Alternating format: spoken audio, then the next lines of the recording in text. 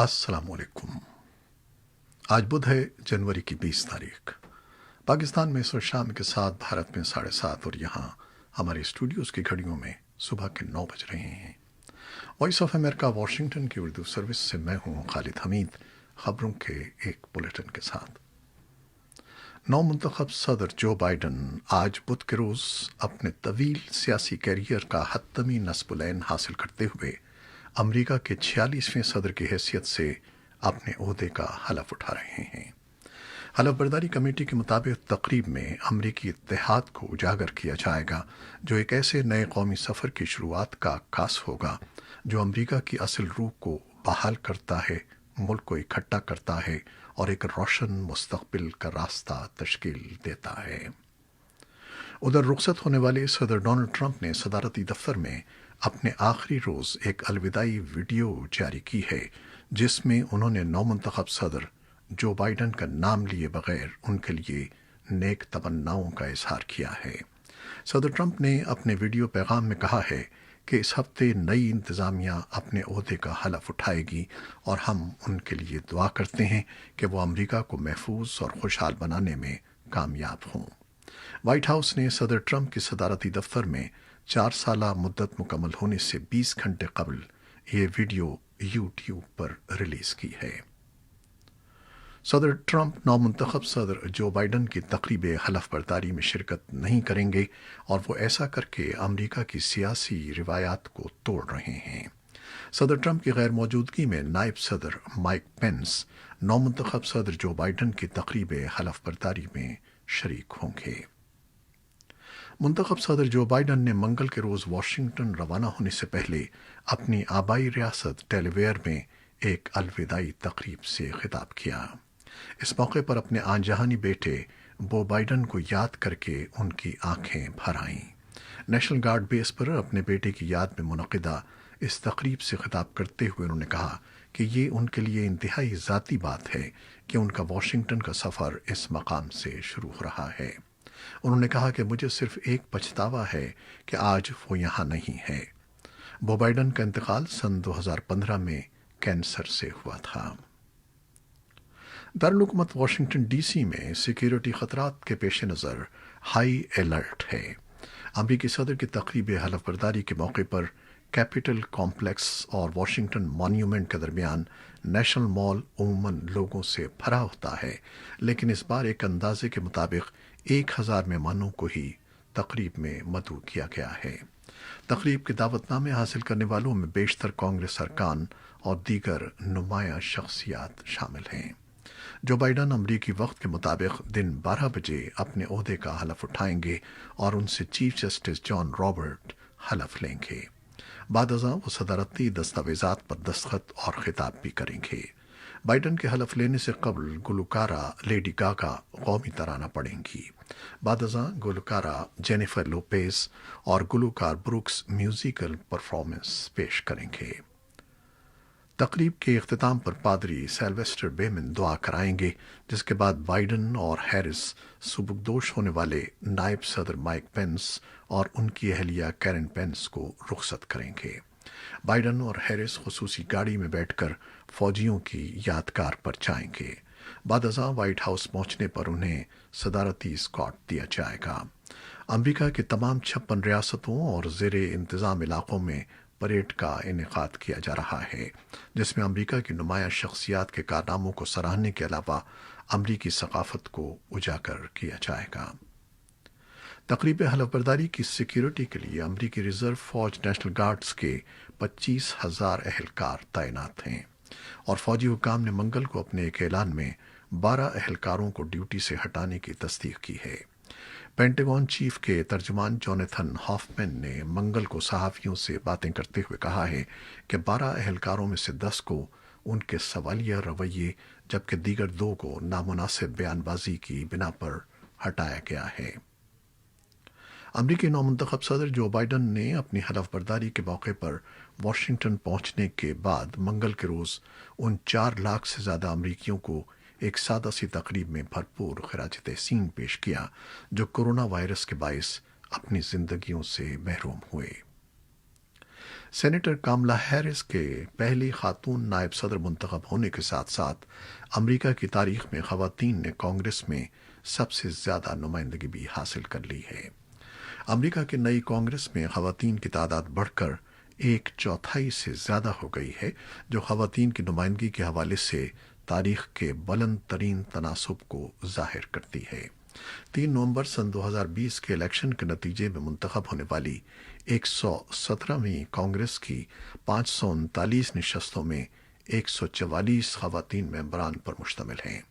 یوں خواتین کی سینٹ اور ایوان نمائندگان کی تعداد کل سیٹوں کا 27% ہے۔ نو منتخب صدر جو بائیڈن نے 2 پاکستانی امریکیوں کو 20 جنوری کو اپنے دور کا آغاز کرنے والی انتظامیہ میں شامل کیا ہے، جن میں ماحولیات کے ماہر علی زیدی اور خارجہ امور کے تجربہ کار سلمان احمد شامل ہیں۔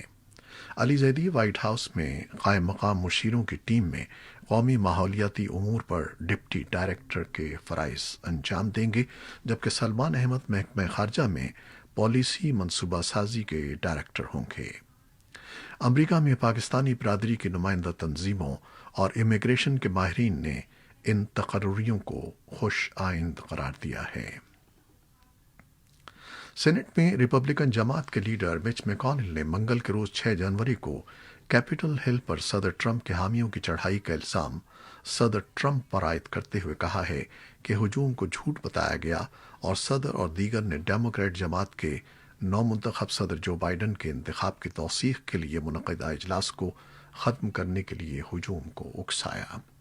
صدر ٹرمپ کے دوسرے مواخذے سے قبل میکونل کا یہ بیان سبکدوش ہونے والے صدر کی کھلے عام سرزنش کے لیے سخت ترین الفاظ کا استعمال ہے۔ ایسے میں جب ریپبلکن جماعت اس بات کا جائزہ لے رہی ہے کہ کیا صدر ٹرمپ کے خلاف مواخذہ مکمل کیا جائے یا نہیں، مچ میکونل کا یہ الزام کارروائی کے لیے جیسے راہ دکھانا ہے۔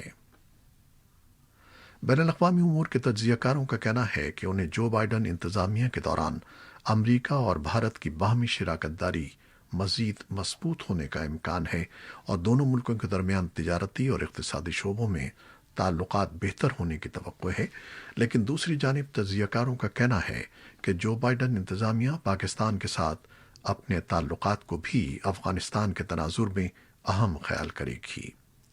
امریکہ کے نامزد وزیر دفاع جنرل لائیڈ جی آسٹن نے کہا ہے کہ جو بائیڈن انتظامیہ پاکستان کو افغانستان کے امن عمل میں ایک اہم ضروری شراکت دار سمجھتی ہے، اور وہ یہ سمجھتے ہیں کہ پاکستان اور امریکہ کی افواج کے درمیان تعلقات بہتر ہونے سے دونوں ممالک کے درمیان اہم امور میں تعاون کی راہیں ہموار ہوں گی۔ ادھر افغان حکومت نے امید ظاہر کی ہے کہ امریکہ میں نئے صدر جو بائیڈن کے دور میں دوطرفہ اسٹریٹجک شراکت داری کا معاہدہ جاری رہے گا۔ صدر اشرف غنی کے عوامی اور اسٹریٹجک امور سے متعلق مشیر وحید عمر نے ایک نیوز کانفرنس میں خطاب کرتے ہوئے امید ظاہر کی کہ نئے منتخب صدر جو بائیڈن کی انتظامیہ افغانستان کے ساتھ قریبی طور پر تعاون جاری رکھے گی اور افغانستان کے ساتھ تعلقات میں معاملات کا بہتر ادراک کرتے ہوئے کام کرے گی۔ وحید عمر نے امریکہ کی نئی انتظامیہ کی طرف سے امریکہ طالبان معاہدے پر نظر ثانی کے ارادے کا خیر مقدم کیا اور کہا کہ ایسا کرنا اچھا اقدام ہوگا۔ نئے منتخب صدر جو بائیڈن کے نامزد کردہ وزیر خارجہ بلنکن نے گزشتہ روز کہا تھا کہ وہ طالبان کے ساتھ امریکہ کے امن معاہدے کا ازسر نو جائزہ لیں گے اور امریکہ دہشت گردی کے دوبارہ سر اٹھانے کو روکنے کی کوشش کرے گا۔ انہوں نے کہا کہ وہ اس مسلسل جاری جنگ کا اب خاتمہ چاہتے ہیں اور اپنے فوجیوں کو واپس بلانا چاہتے ہیں۔ تاہم انہوں نے کہا کہ نئی انتظامیہ دہشت گردی کے دوبارہ سر اٹھانے کی صورت میں اسے کچلنے کی صلاحیت برقرار رکھے گی۔ انہوں نے یہ بات کانگریس میں اپنی نامزدگی کی توثیق کے حوالے سے سماعت کے دوران کہی۔ اقوام متحدہ کے ادارے برائے مہاجرین نے پاکستان کی مختلف خیمہ بستیوں میں رہائش پذیر افغان خاندانوں کے 61,000 سے زائد بچوں کو ان خیمہ بستیوں میں پہلے سے موجود 137 اسکولوں میں داخل کرنے کا اعلان کر رکھا ہے۔ ان بچوں کے اسکولوں میں داخل کرنے یا اندراج کے لیے ادارے کے عملے میں شامل عہدیداروں نے والدین سے رابطے قائم کر رکھے ہیں۔ अक़वाम मुत्तहिदा के इदारे बराए मुहाजिरीन के मुताबिक पाकिस्तान में इस वक्त रिहाइश पजीर अफ़गान ख़ानदानों के 5 लाख बच्चों में सिर्फ 20% मुख्तलिफ सरकारी, निजी और अक़वाम मुत्तहिदा के ज़ेर इंतज़ाम चलने वाले तालीमी इदारों में ज़ेर तालीम हैं। भारत मकामी सतह पर तैयार की जाने वाली कोरोना वैक्सीन हमसाया मुल्कों को भी भेजने की तैयारी कर रहा है। भारत के सीरम इंस्टीट्यूट के तैयार करदा कोविशील्ड की 20 लाख खुराकें 20 जनवरी को बांग्लादेश रवाना की जाएंगी। बांग्लादेश के महकमा सेहत के डायरेक्टर प्रोफेसर अब्दुल बशर मोहम्मद खुर्शीद आलम ने भी इसकी तस्दीक की है। मीडिया रिपोर्ट्स के मुताबिक करीब भारत अफगानिस्तान, नेपाल, मालदीव, म्यांमार, श्रीलंका, भूटान और मॉरिशस को वैक्सीन फराहम करेगा। ताहम इस फहरिस्त में पाकिस्तान का नाम शामिल नहीं है। ब्राज़ील के 5 क्रूज इंस्टीट्यूट और म्यांमार ने भी वैक्सीन के लिए सीरम इंस्टीट्यूट के साथ मुआहदे पर दस्तखत किए हैं। मुत्तहिदा अरब अमारात, सऊदी अरब, मराकश और जनूबी अफ्रीका भी भारत से वैक्सीन खरीद रहे हैं। भारत बायोटेक ने कोवैक्सीन के नाम से वैक्सीन तैयार की है, जबकि कोविशील्ड ऑक्सफोर्ड एस्ट्राजेनिका की वैक्सीन है, जिसे भारत के सीरम इंस्टीट्यूट ने तैयार किया है। एक रिपोर्ट के मुताबिक हमसाया मुल्क पाकिस्तान वैक्सीन की फराहमी से मुताल्लिक़ बैनुल अक़वामी इत्तेहाद से या फिर दोतरफा गुफ्तगू-शुनीद के बाद भारत से वैक्सीन हासिल करने के इम्कानात का जायजा ले रहा है।